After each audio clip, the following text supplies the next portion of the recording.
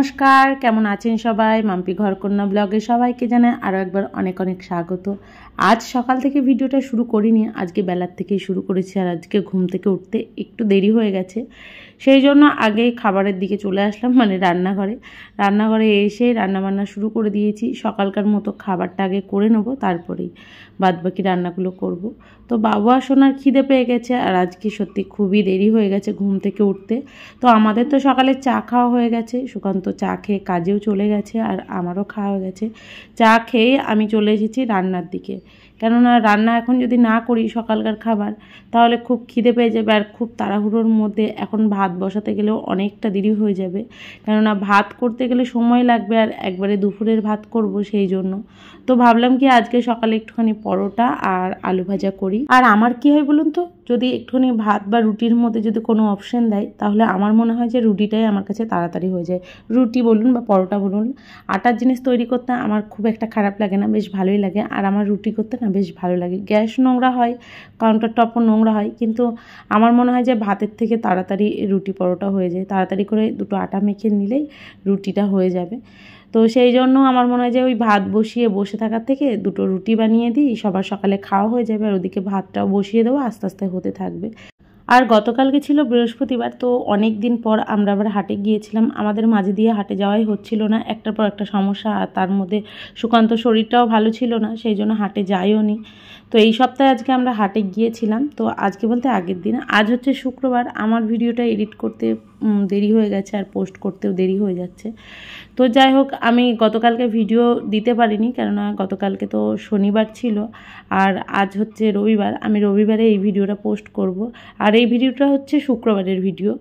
তো কেননা শনিবারের দিন আমি একটুখানি উপোস করেছিলাম, সেই জন্য আমি কোনো ভিডিও বানাইনি, আর ভিডিও পোস্টও করতে পারিনি, এডিট করিনি, কেননা শরীরটা খুবই খারাপ করছিল, সারাদিন উপোস ছিলাম। আর এখন যেহেতু ভাদ্র মাস চলছে, সেই জন্য এখন তো বাবা গৌরাজের পুজো থাকে, আপনারা তো জানেনই। আর আমি প্রত্যেক বছরই করি, মাসে সবগুলো না পারলেও একটা দুটো তো করি। তো এই মাসে আমি প্রথমটা করতে পারিনি, কেননা সুকান্ত তখন খুবই শরীর খারাপ ছিল, সেই জন্য প্রথম শনিবার হয়নি, কিন্তু সেকেন্ড শনিবারটা করলাম। তো দেখা যাক সামনের সপ্তাহে হয় কি না, আর শরীর ভালো থাকলে অবশ্যই করার ইচ্ছা আছে। তো যাই হোক, এই সব মিলিয়ে গতকালকে আমি ভিডিও দিতে পারিনি। তো আজ হচ্ছে শুক্রবারের ভিডিও আপনাদেরকে পোস্ট করছি।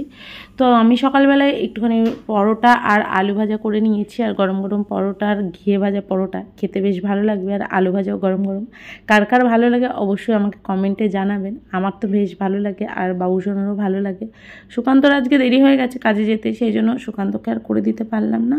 এর পরের দিন যখন বানাবো, সুকান্ত বাড়ি থাকবে, সেই দিনই বানিয়ে ওকে খাওয়াবো। ও পরোটা খেতে ভালোবাসে, মানে আটার জিনিস প্রত্যেকেই ভালোবাসে আমাদের বাড়িতে, কিন্তু খাওয়া হয় না। আগে প্রত্যেক দিনই আমরা রাতে রুটি খেতাম, এখন আর খাওয়া হয় না সেইভাবে, কেননা আটার মানে আনা সমস্যা বলতে প্যাকেট আটা তো নিয়ে আসলে নিয়ে আসাই যায়, কিন্তু ওই প্যাকেট আটা আইনে না আমাদের সুবিধা হয় না, মানে পড়তা হয় না, সেই জন্য আর নিয়ে আসা হয় না।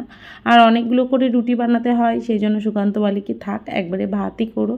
কিন্তু রুটি খেতে আমারও ভালো লাগে, বাবু সোনার ভালো লাগে, কিন্তু বাবুর আবার একটু প্রবলেম হয়, ওর আবার একটু পেটে সমস্যা আছে, মানে রুটি খেলে ওর আবার পেটে গন্ডগোল করে, সেই জন্য আমি রুটিটা বন্ধ করে দিয়েছি, ওর জন্যই বেশি। তো যাই হোক, এদিকে আমি আমার ঘরের যে ডাস্টিংয়ের কাজগুলো রয়েছে সেগুলো সেরে নিচ্ছি। আর সকাল সকাল যদি এই সমস্ত কাজগুলো না করি না, নইলে প্রচণ্ড দেরি হয়ে যাবে, তখন আর কোনো কাজই হবে না। তো বাবু আর সোনাকে স্কুলেও দিয়ে এসেছি, ওদেরকে খাইয়ে স্কুলে দিয়ে আসার পর আমি এদিকে রান্নাবান্না বসিয়েছি।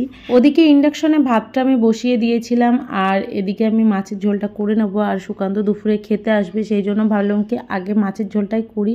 আর আজকে নিরামিষের তরকারি করব ভেবেছি, তো দেখা যাক আগে মাছের ঝোলটা করা হয়ে গেলে তারপরে নিরামিষ তরকারিটা করব, কেননা সুকান্ত আস্তে আস্তে যদি না হয় তখন কোনোটা দিয়েই খেতে পারবে না, সেই জন্য ভাবলাম কি নিরামিষ তরকারিটা হতে একটু সময় লাগবে, তো তার আগে আমি মাছের তরকারিটা করে নিই, এটা তাড়াতাড়ি হয়ে যাবে। এদিকে দেখুন মশলার জন্য সমস্ত কিছু গুছিয়ে নিয়েছি, জিরে, আদা, লঙ্কা, একটু ধনে, আর বেশিরভাগ সময় আমি মিক্সিতেই মশলা করি, কেননা শিলনোড়ায় একটু অসুবিধা হয়, কেননা ওই যে অভ্যাস মানুষের একটু বদলে গেলেই খুব খারাপ হয়ে যায়। আর করি না কেন, করি, কিন্তু তাড়াহুড়োর মধ্যে মনে হয় যে মিক্সিটাই ঠিক আছে, আর আজকে এমনিই দেরি হয়ে গেছে। তো মিক্সিতে মশলা করে মিক্সার গ্রাইন্ডার ভালো করে পরিষ্কার করে আবার ঢেকে রেখে দিলাম। এইভাবে ঢেকে রেখে দিলে না বেশ ঠিক থাকে, আর নইলে ধুলোবালি পড়ে আর নোংরা হয়ে থাকলে আমার একদমই ভালো লাগে না। অনেক দিন হয়ে গেছে মিক্সার গ্রাইন্ডারটা, কিন্তু বেশ এখনও নতুনের মতোই রয়েছে। তো যাই হোক, গুছিয়ে রেখে দেওয়ার পর এদিকে আমি মাছের তরকারিটা বসিয়ে দিচ্ছি। আজকে মাছে আলু দেবো আর পটল দেবো, অনেক দিন পর পটল দিয়ে আলু দিয়ে মাছের ঝোল করব। তো পটলগুলোও দিয়ে দিচ্ছি, আর পটলগুলো না পাকা হয়েছিল, সেই জন্য ভিতরের বীজগুলো ফেলে দিয়েছি। তো ওরা তো কেউ খাবে না, মাছের ভিতর পটল দিলে কেউ খেতে চায় না, আমিই খাবো, তো সেই জন্য আমার জন্যই দেয়া হয়েছে। বাবুসোনার পাপা খায়, কিন্তু ওই একটা দুটো খাবে, তার বেশি খাবে না, আর আমি যা খাওয়ার খাবো। আর বাবু তো খায় না, সোনাও খায় না।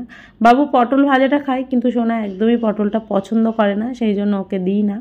তো ঝোলের মাছ খেতে ভালোবাসে দেখে ওই জন্য ঝোলের মাছ দেবো ওকে, শুধু মাছ আর একটা আলু তুলে দেবো সোনাকে। আর বাবু সব রকমই খায়, তো ওকে নিয়ে অসুবিধা হয় না।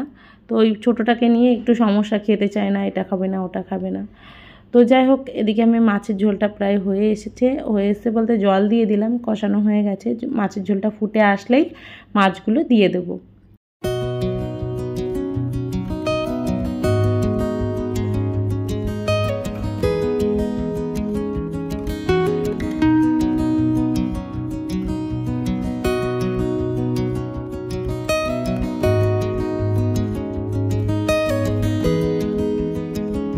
ওদিকে তো মাছের ঝোলটা হয়ে গেছে, আর এদিকে আমি সবজিগুলোও বসিয়ে দিয়েছি। আজকে পাঁচমিশালি তরকারি করছি, আর মাছের মাথা দেব, একটা মাছের মাথা এই তরকারির মধ্যে দিয়ে দেবো। আর খেতে সত্যি ভালো লাগে জানেন তো, মাছের মাথা দিয়ে যদি নিরামিষ তরকারি হয়। আর নিরামিষ তরকারিটা তখনও হয়নি, অর্ধেক হয়েছে, তখন সুকান্ত চলে এসেছিলো খেতে, ও একটা সময় খেতে আসে, সেই জন্য আমার না তরকারিটা হয়নি দেখে শুধু মাছের ঝোল দিয়ে ওকে ভাত দিয়েছিলাম। তো আমি বললাম একটুখানি বসো, এক্ষুনি হয়ে যাবে, কিন্তু বললো থাক, যা হয়েছে তাই দিয়েই দাও। তো এই দেখুন অর্ধেক হয়েছে, তো আর একটু কষিয়ে নিয়ে একটুখানি চিনি দিয়ে নামিয়ে নেবো, কেননা একটুখানি মিষ্টি না হলে না ভালো লাগে না। আর এই লাল ডাঁটার সিজন যেহেতু চলে যাচ্ছে আস্তে আস্তে, সেই জন্য ভাবলাম কি এবার একটু খেয়ে নিই, কেননা এরপরে তো আবার পালং শাক, শীষ এগুলোই উঠবে। আর আমার না ডাঁটা খেতে বেশ ভালো লাগে, সেটা পালং শাক হোক বা মিষ্টি ডাঁটা হোক, যে কোনো ডাঁটা, সজনে নাজনে, আমার বেশ ডাঁটার তরকারি বা এরকম নিরামিষ তরকারি খেতে বেশ ভালো লাগে।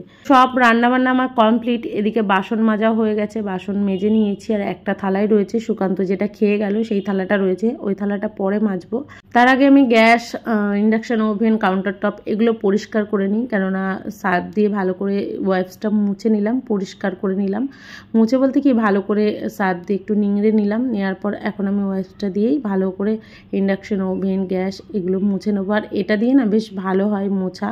আমি এগুলো দিয়েই প্রায় 3-4 বছরের বেশি হয়ে গেলো ব্যবহার করি গ্যাস মোছার জন্য, বেশ ভালো হয় জানেন তো, গ্যাস মোছা যায় ভালো।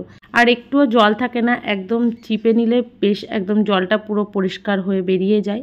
তো সেই জন্য বেশ আমার সুবিধাই হয়, অনেক দিন ধরেই ব্যবহার করছি। আর এটা ব্যবহার করার পর না আর কোনো কিছু ব্যবহার করতে ইচ্ছা করে না, যে কোনো কাপড় দিয়ে গ্যাস মুছবো না বাবা, তার থেকে এগুলোই নিয়ে আসি। এগুলো প্রায় 125 টাকা মতো না 150 টাকা মতো নেয়, সুকান্ত নিয়ে আসে। তো দুটো থাকে বা তিনটে থাকে, এরকম থাকে।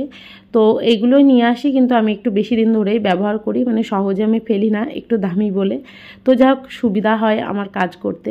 আর আমার গ্যাস ওভেনটা যেহেতু গ্লাস স্টোনের, সেই জন্য এটা নিয়ে আসা হয়, আর অনেক দিন ধরেই ব্যবহার করি, যবে থেকে আমাদের এই গ্যাস ওভেনটা কেনা হয়েছে তবে থেকে।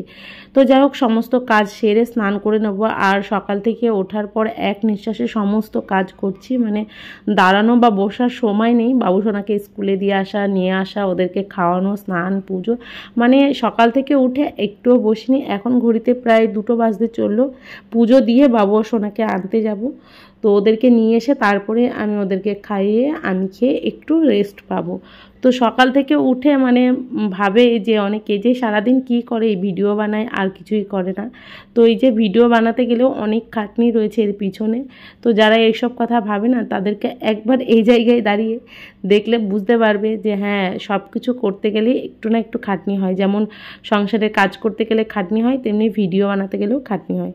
তো যাই হোক, আজকের মতো এইটুকুই ভিডিও। দেখা হচ্ছে পরের ভিডিও। সবাই ভালো থাকবেন, সুস্থ থাকবেন। আর ভিডিওটা কেমন লাগলো অবশ্যই লাইক কমেন্ট শেয়ার করে জানাবেন। আর নতুন কোনো বন্ধু হয়ে থাকলে চ্যানেলটা সাবস্ক্রাইব করবেন। আজকের মতো টাটা, দেখা হচ্ছে আগামীকাল। সবাই ততক্ষণ আমার পাশে থাকবেন।